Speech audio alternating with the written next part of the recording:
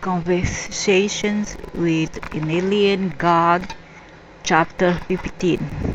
I want to tell you, my dearest children, that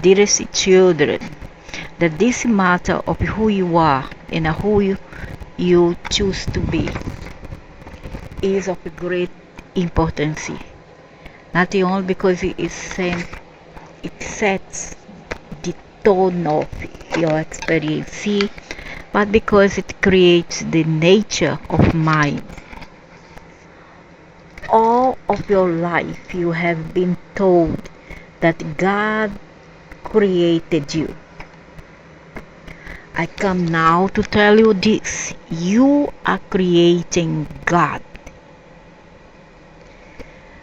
That is a massive rearrangement of your understanding, I know, and yet it is necessary one if you are to go about the true work for which you came. This is whole work we are up to, you and I. This is sacred ground we walk. When it says that we are creating God, it's because we are always up to discover things, to experiences, and as such, because God is something like that theory is an idea, place it in motion. It's up to us, the creatures of the atoms, to make it work, to make it happen, to make it become. That's what it means. This is a sacred ground we walk. This is the path. In every moment, God expresses Himself. Here it say Himself, but it's not a He. Doesn't have a penis. Sorry. As in a true you. When you say that God has a penis, you are talking about alien, serious gods. Okay? It's the alien animal look-alike God. So this is whole work we up to, you and I. This is a sacred ground we walk. This is the path. In every moment God expresses Himself in, as, and through you. Not only us, but everything there is. You are always at choice as to how God will be created in now. And she will never take that choice from you, nor will she punish you for making the wrong choice. Say that to those spiritualists who say that we are set to go to hell. Not talk about the religionists, but the spiritualists. This who believes in reincarnation, this who believes in purgatory, in hell, etc. You know, these people, this group. I also cannot stand them.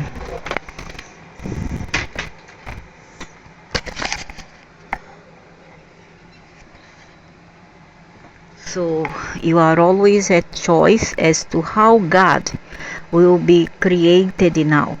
And she will never take that choice from you, nor will she punish you for making the wrong choice. Yet you are not without guidance in these matters, nor will you ever be.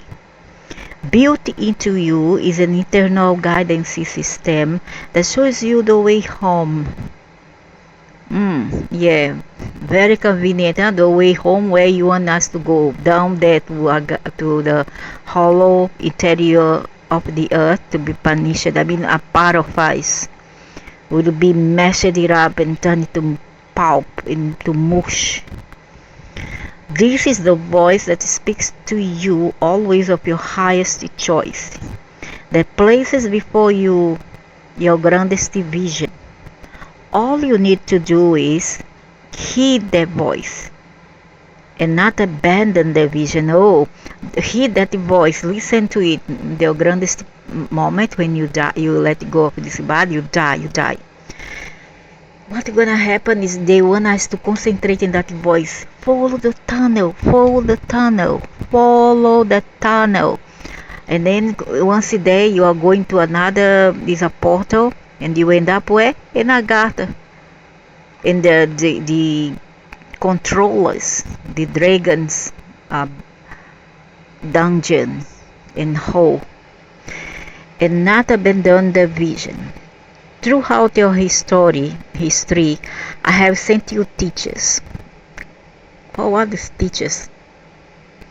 When we're supposed to have all inside us already, and they have been taken away from us, extract away from us, stripped away. During every day and time have my messages brought you glad tidings of fake joy, fake. Holy scriptures have been written and holy lives have been lived. Male chauvinistic system and group of belief, that you might know of this internal truth. You and I are one.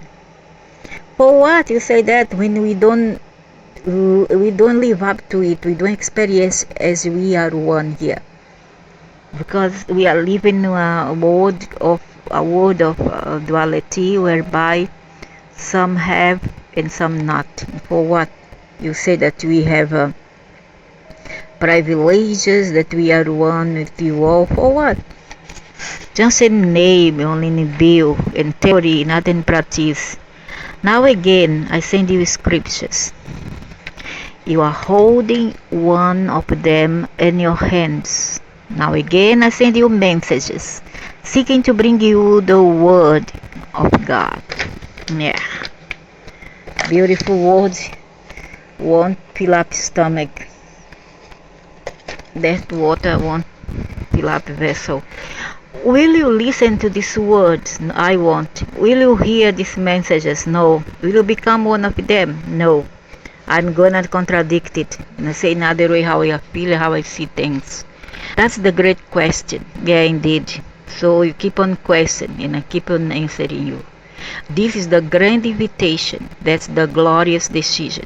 The word awaits your announcement.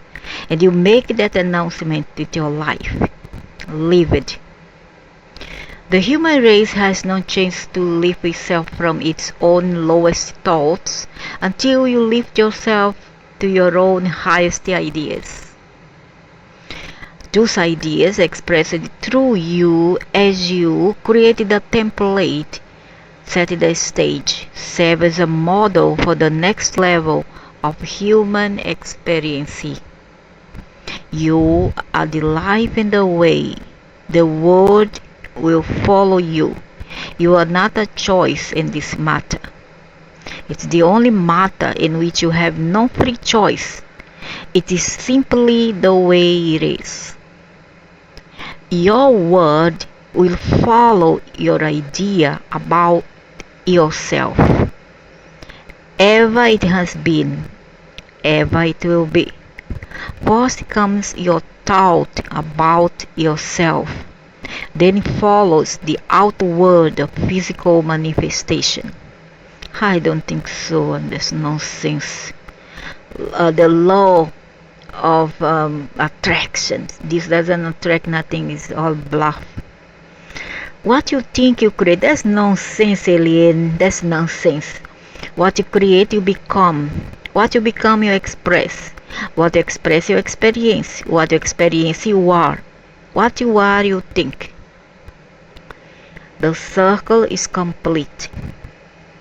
The holy work in which you are engaged has really just begun. For now, at last, you understand what you are doing. So I'm going to repeat. What you think, you create. What you create, you become. What you become, you express. What you express, you experience. What you experience, you are. What you are, you think. Not everything I think I create. That's not true. That's not true. That's not true. I beg to differ. It's not true. Every time I think of things and never create. What you create, you become. Something that I've been forced to create, I didn't become. That's not true. I became by force, not by choices, but by chances. What you become, you express. By force, by force. What you express, you experience. What you experience, you are. What you are, you think. The whole work in which you are engaged has really just begun. For now at last you understand what you are doing. It's you who have caused yourself to know this. You who had caused yourself to care. And you do care now, more than ever before, about who you really are. For now at last you see the whole picture. Who you are, I am. You are defining God. I have sent you a blessed part of me. It's you who have caused yourself to know this. You who have caused yourself to get. Psychology is trying to enter your psyche, and you do care now more than ever before about who you really are. For now at last you see the whole picture, not all, not everybody, not all. Who you are, I am. God is a cosmos. God is the atoms. You are defining God. Which God? You are defining a part of the atoms that you call God. There's no such thing. I have sent you a blessed part of me. No sense, alien, you are a liar, not even God. Into physical form, that I might know myself experientially, as that all that I know myself to be conceptually. That's nonsense. For that you have to be all there is in the atoms, and you are not. I'm so sorry. Life exists as a tool for God to turn concept into experience. Yeah, but we cannot define something that is not, that cannot be defined. I'm so sorry. Exists for you to do the same. For you are a God doing this. Yeah, okay, now you say we are God. Don't say you, say we. Everything else is God. Becoming. What? We don't know yet. I choose to recreate myself anew in every single moment. I choose to experience the grandest versions of the greatest vision ever I had about who I am. I have created you so that you might be recreated in me. This is our whole work. This is our greatest joy. This is our very reason to be. End of chapter 15. Conversations with an Alien God, chapter 16. I'm filled with awe and reverence at the reading of these words. Thank you for being here to me in this way. Thank you for being here with all of us. The guy really fall for it. How convinced they are. They go into your mind, they can easily transform you. You are welcome. Thank you for being here for me. I have just a few remaining questions, some having to do with those evolved beings or aliens, and then I will allow myself to finish this dialogue. My beloved, we will never finish this dialogue, nor will you ever have to. Your conversation with God will go on forever, and now that you are actively engaged in it, that conversation will soon lead to friendship. All good conversations eventually lead to friendship, and as soon your conversations with God will produce a friendship with God.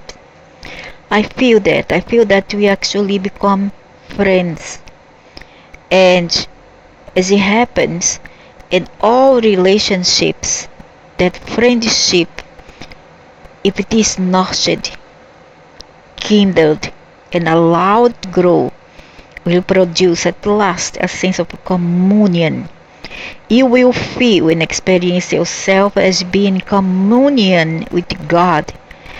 This will be a holy communion, for then we will speak as one. And so this dialogue will continue? Yes, always. And I won't have to say goodbye at the end of this book. You never have to say goodbye. You only have to say hello. You are marvelous. Do you know that? You are simply marvelous. And so are you, my son. And so are you. As are all my children everywhere. Do you have children everywhere? Of course. No, I mean literally everywhere.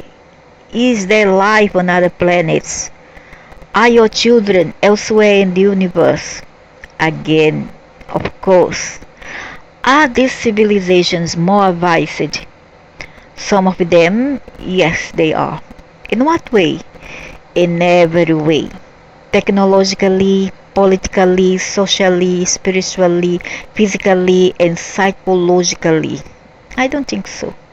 For instance, your penchant for your insistency upon comparisons and your constant need to characterize something as better or worse, higher or lower, good or bad, demonstrates how far into duality you have fallen, how deeply into separatism you have submerged. Yeah, but isn't the aliens not like this as well? Where did it all start if not the aliens' system of belief in duality in concepts of duality? In more advanced civilizations, you do not observe these characteristics. And what do you mean by duality? The level of a society's advancement is reflected inevitably in the degree of its duality.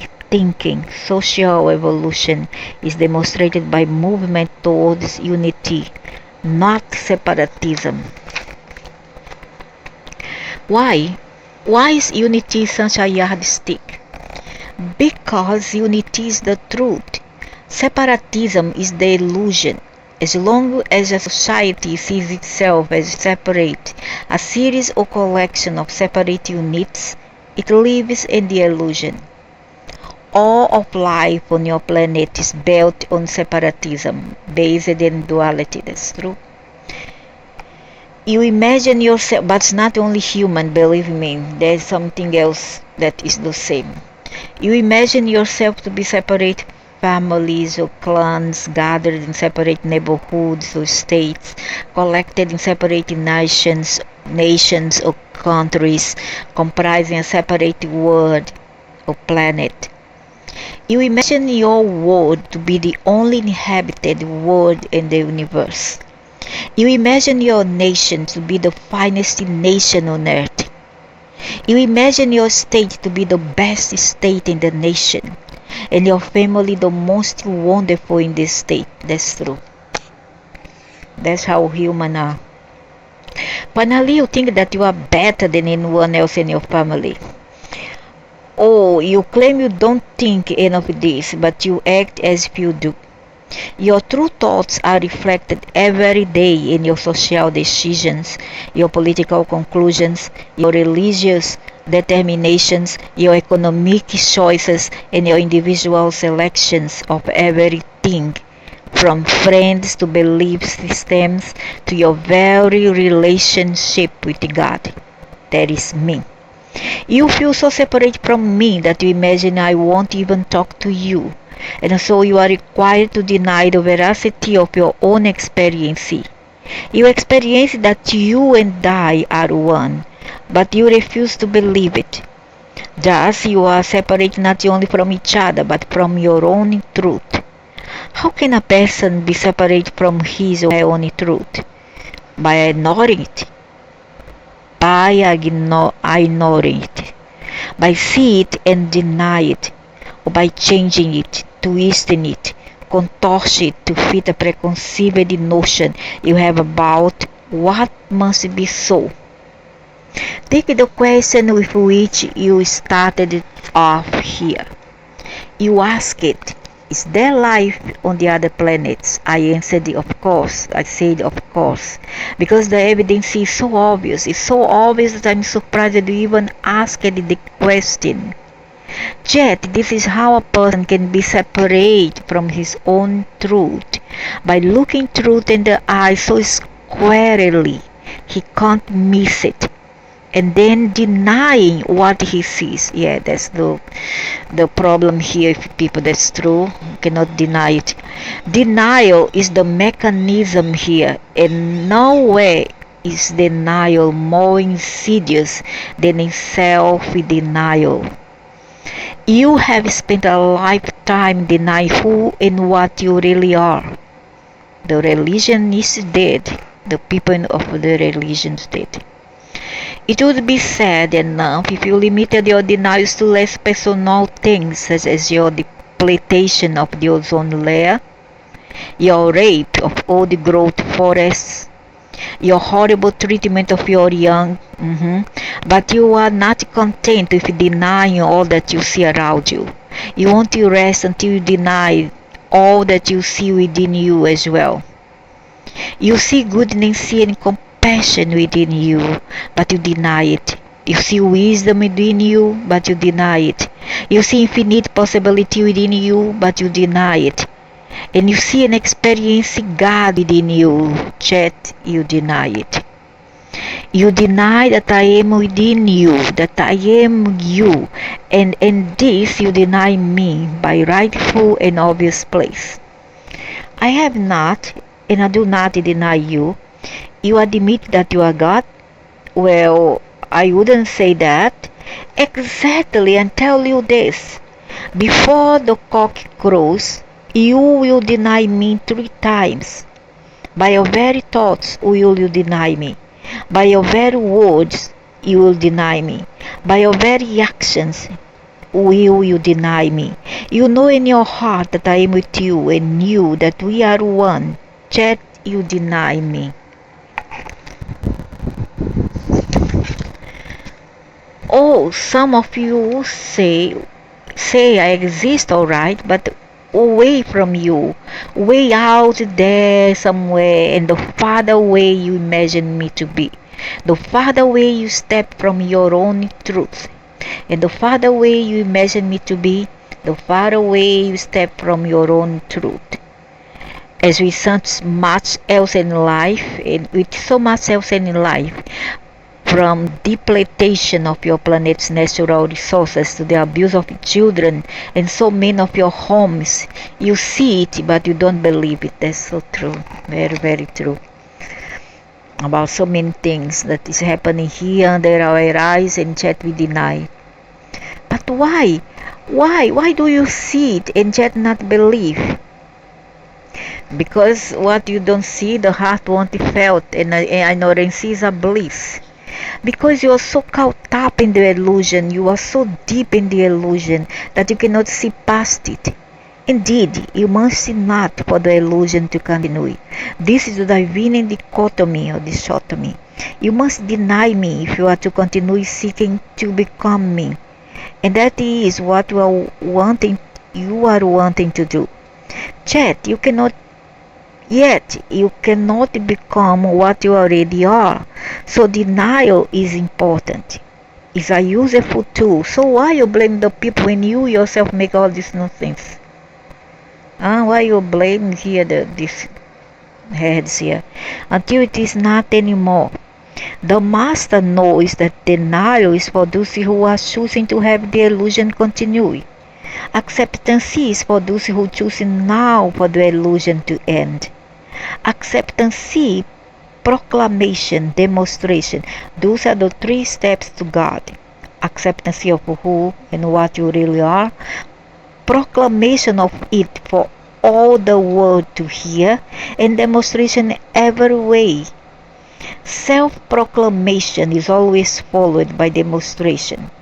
You will demonstrate yourself to be God, even as you now demonstrate what you think of yourself. Your whole life is a demonstration of that. Yet, with this demonstration will come your greatest challenge. For the moment you deny yourself, others will deny you. The moment you proclaim your oneness with God, others will proclaim your partnership with Satan. That's so true. That's very true. Yet, if This demonstration will become your greatest challenge. For the moment you stop denying yourself, others will deny you. The moment you proclaim your honesty with God, others will proclaim your partnership with Satan.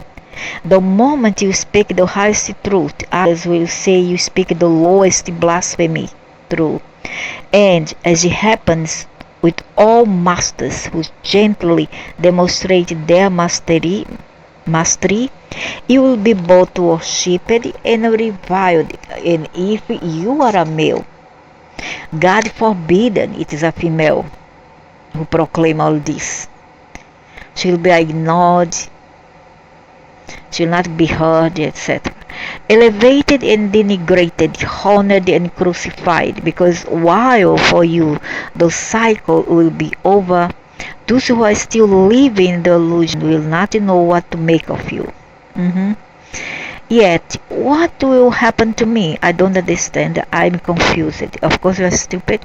I thought you have said over and over again that the illusion must go on, that the game must continue in order for there to be any game at all. Yes, I have said that, and it does. The game does go on because one or two of you ended the cycle of illusion.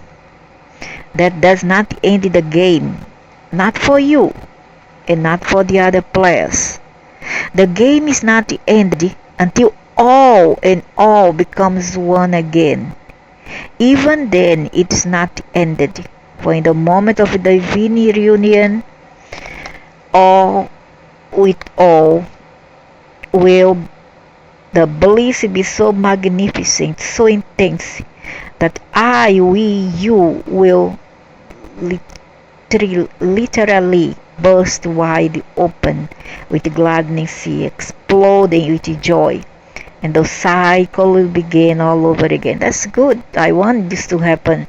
Everybody to explode. What is it tries to say here in this chapter, in this sequence here, these quotes, is that once everybody finally wakes up here in this planet, they will end up this game, this timeline, and everything will go to the air, everything will end, finish, and then they will start from scratch again. Not immediately. It takes eons and eons of years for everything to start over again. And everything will start over after a certain period of once the dust settles down. Okay. It will never end, my child. The game will never end, for the game is life itself, and life is who we are. But what happens to the individual element or part of all, as you call it, which rises to mastery, which achieves all knowing? That master knows that only his part of the cycle is complete. She knows that only her experience of the illusion has ended. Now, the master laughs. She laughs because the master sees the master plan. The master sees that even if we have completion of the cycle, the game goes on. The experience continues.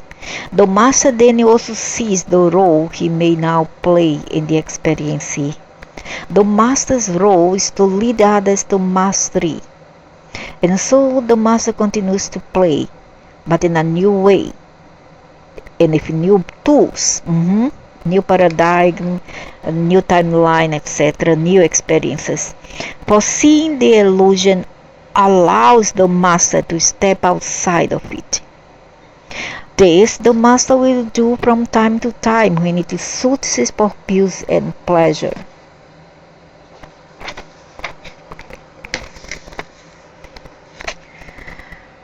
This she proclaims and demonstrates her mastery, and he is called God, goddess by others. That will be who? Will be the beings of Sirius, which is the male, and the beings, reptilian beings of Orion or Aryans.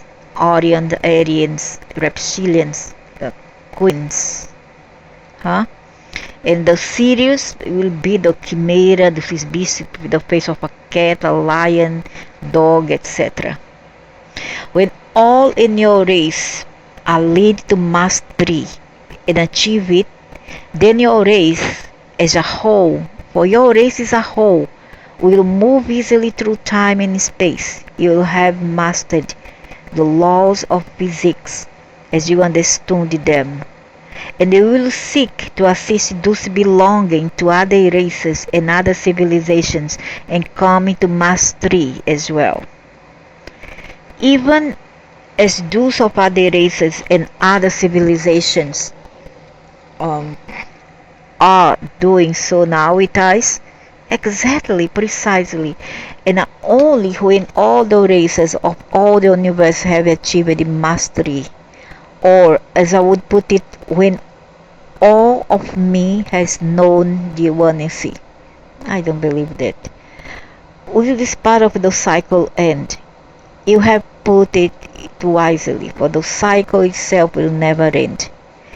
I mean, when I say I don't believe that it's all a part of this God. Is a God telling this is the aliens, the creatures as much as we are. Because the very ending of this part of the cycle is the cycle itself. Bravo, magnifico, you have understood. Because the very ending of this part of the cycle is the cycle itself.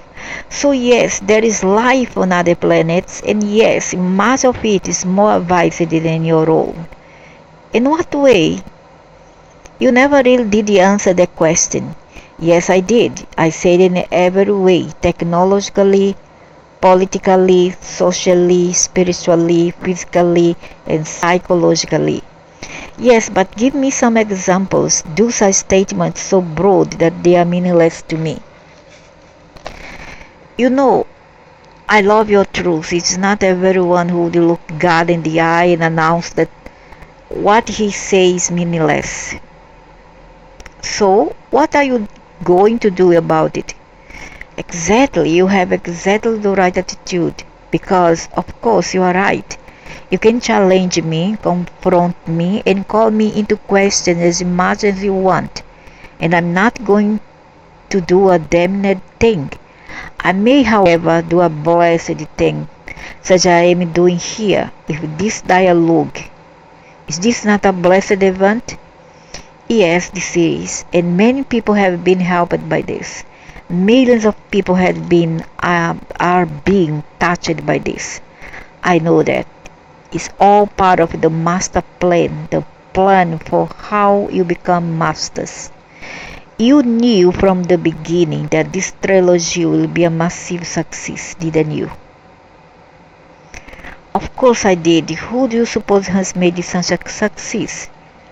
Who do you imagine has caused these people who are reading this to have found their way to it? I tell you this, I know every person who will come to this material, and I know the reason each has been brought, and so do they. Now the only question is, will they deny me again? Does it matter to you? What will they deny me again? Deny you? I don't understand. First it's being said that we are all gods, and now it says it is God, and then you want a reverence, look like one worship and one acknowledgement. How to understand? Why should we acknowledge you when you say that we are all God? Right? And we are part of the atoms. Yeah, we are all part of the atoms.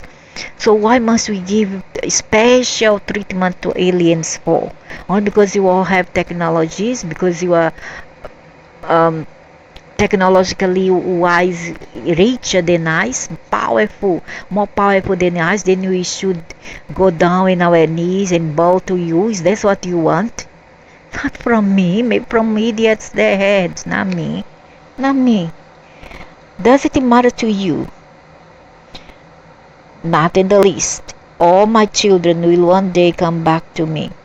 It's not a question of whether, but of when, and so it may matter to them.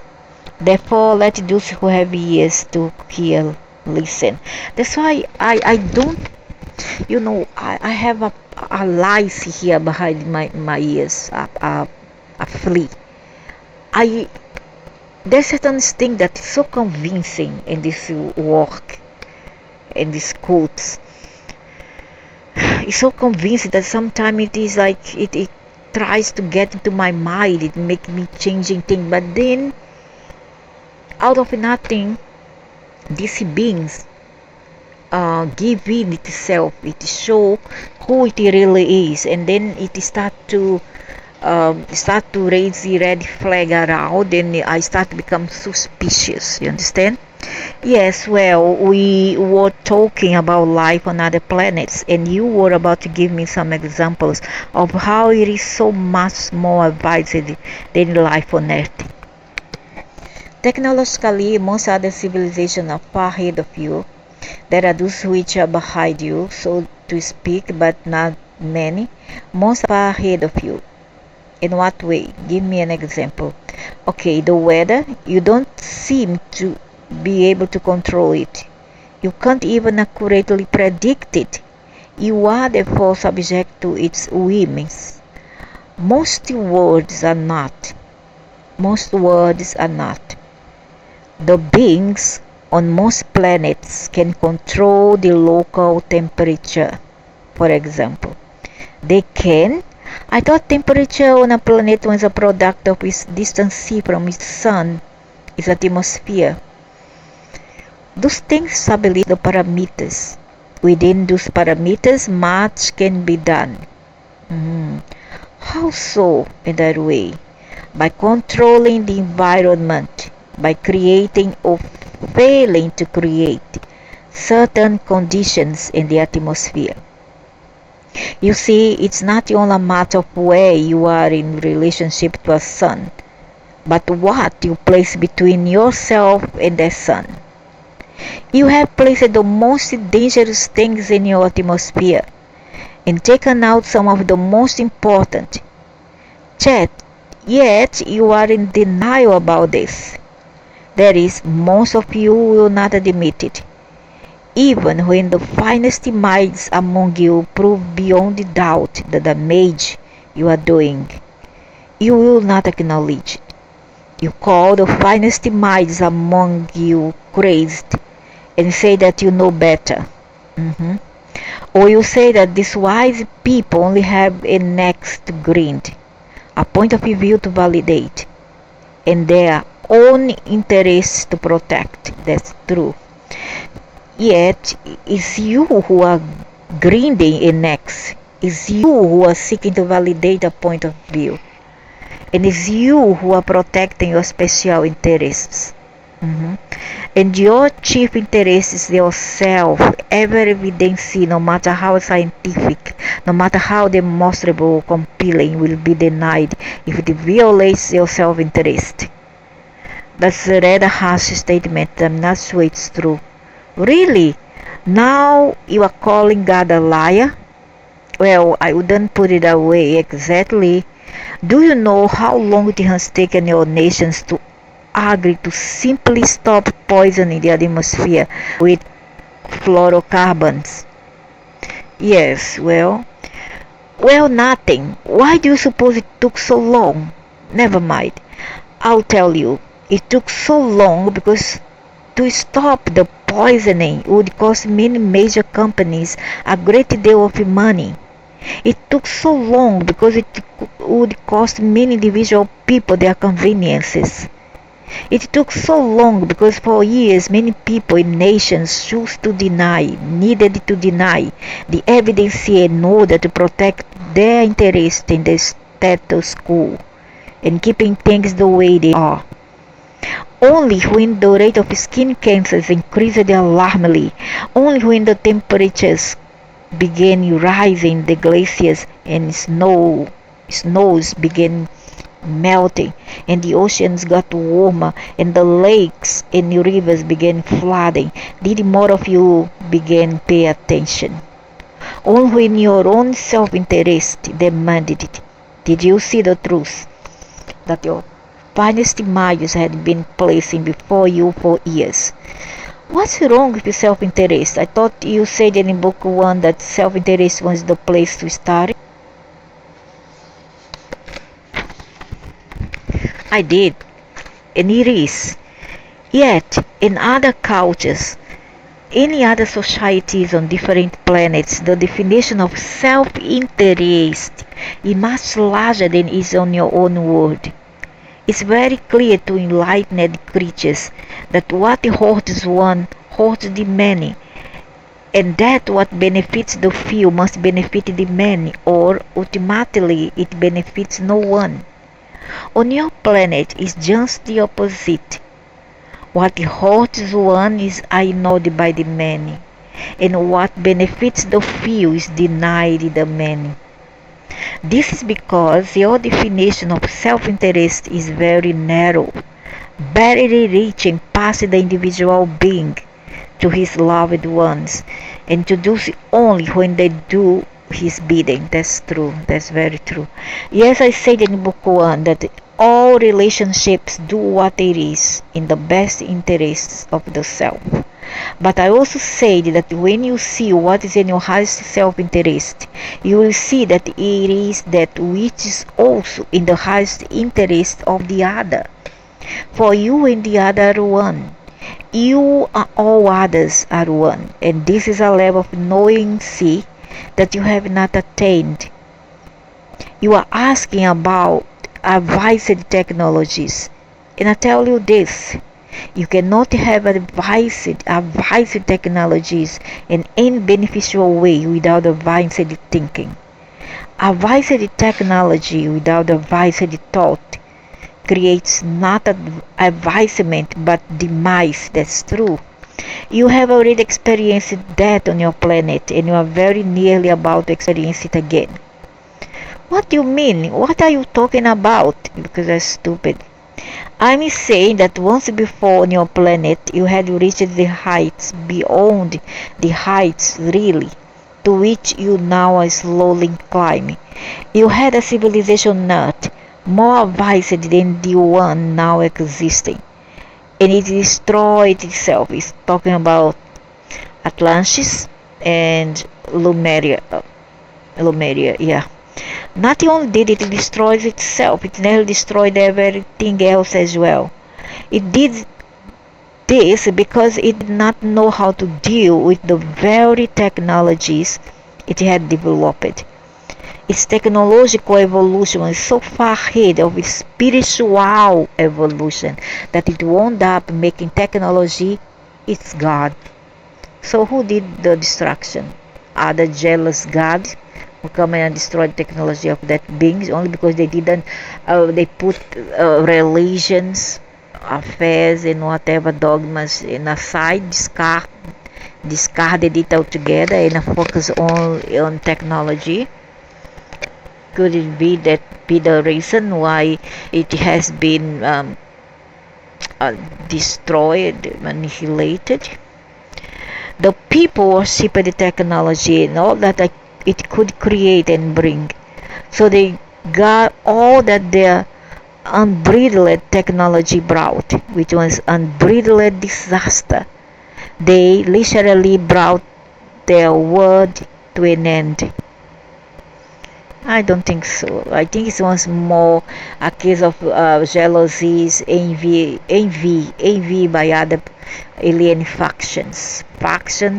Two factions fighting together for power.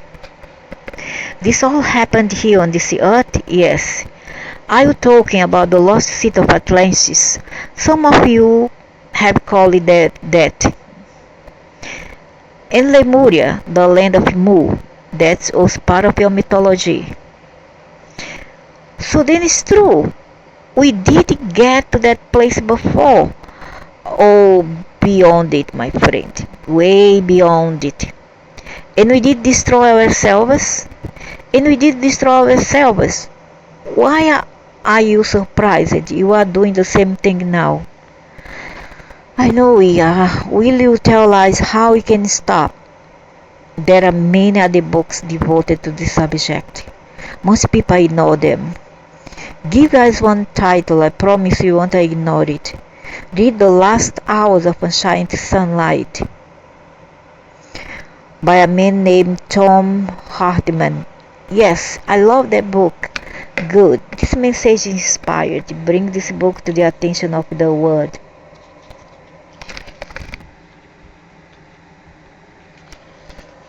I will. It says everything that I would say here in answer to your last question. There is no need for me to rewrite that book through you.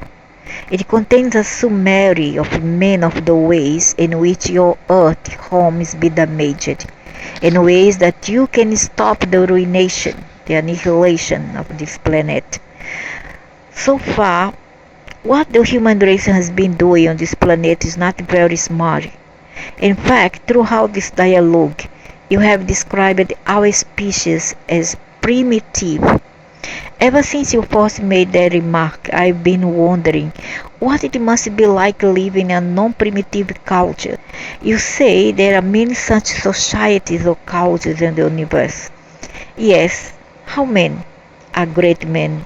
Dozens? Hundreds? Thousands. Thousands! There are thousands of advanced civilizations.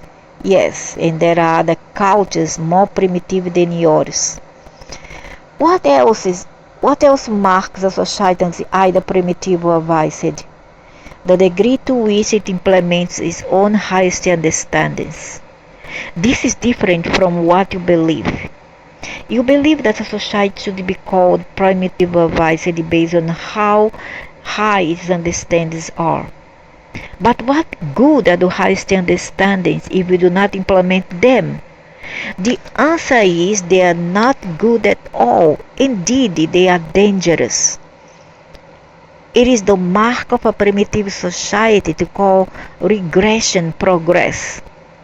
Your society has moved backward, not forward.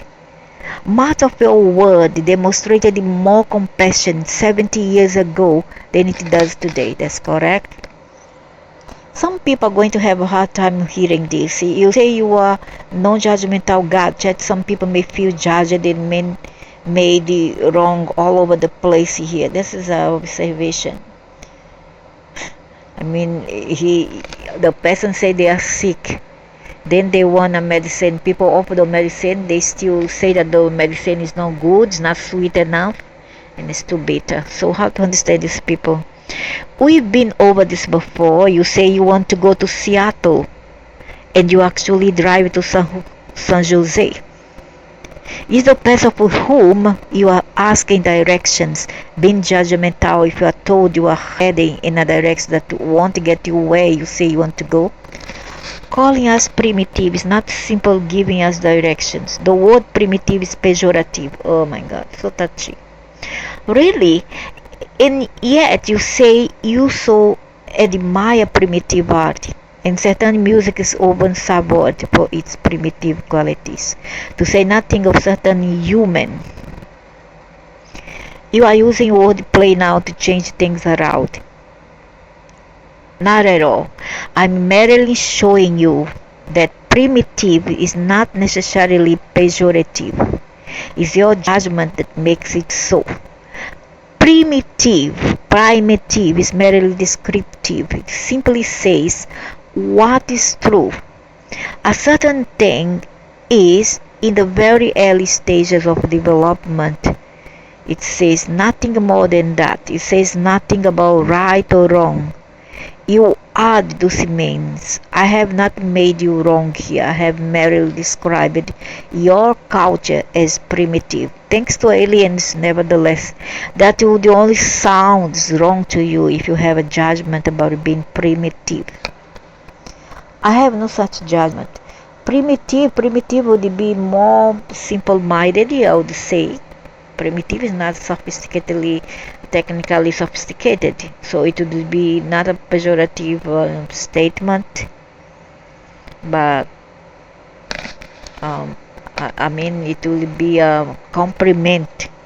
I have no such judgment. Understand this. An assessment is not a judgment. It's merely an observation of what it is. I want you to know that I love you. I have no judgments about you. I look at you and see only beauty and wonder. Like that primitive art. Precisely. I hear your melody and I feel only excitement. as if primitive music. You are understanding now. I feel the energy of your race as you would the energy of a man or human of primitive sensuality. And like you, I'm aroused. Now, that's what is true about you and me. You do not disgust me. You do not disturb me. You do not even disappoint me. You arouse me. I'm aroused to new possibilities, to new experiences yet to come. In you, I am awakened to new adventures and to the excitement of movement to new levels of magnificence. Far from disappointing me, you thrill me. I am thrilled at the wonder of you. You think you are at the pinnacle of human development, and I tell you, you are just beginning. You have only just begun to experience your splendor. Your grandest ideas are as yet unexpressed, and your grandest visions unlived. But wait, look, notice, the days of your blossoming are at hand. The stalk has grown strong, and the petals are soon to open.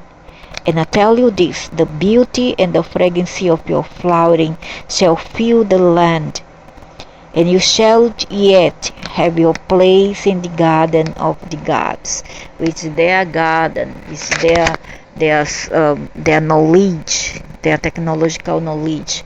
For them, they see, they view advancement and evolution as knowledge, sophistication, etc. You see, and I believe that a long time ago, humans was in this pinnacle. This one's at this peak, but somehow, some way, other factions come in and start to fight with the humans here, and they don't want. They are very evil. They didn't want this to happen because they want to be the first, and they want to have some slavery race to look upon themselves. Otherwise, who would play God? Who would worship them if they didn't have a slavery race? Isn't it? So what they did was to actually to manipulate our DNA and turn all of you here as a amoeba kind of brain. Okay, they manipulate our DNA and they turn this planet into a kindergarten kind of consciousness and mentality planet, in what they call primitive planet. Okay, so instead of going ahead, we stay back in class. We repeated the class. So that's how it went. And if that, I end chapter 15 and chapter 16 of this segment.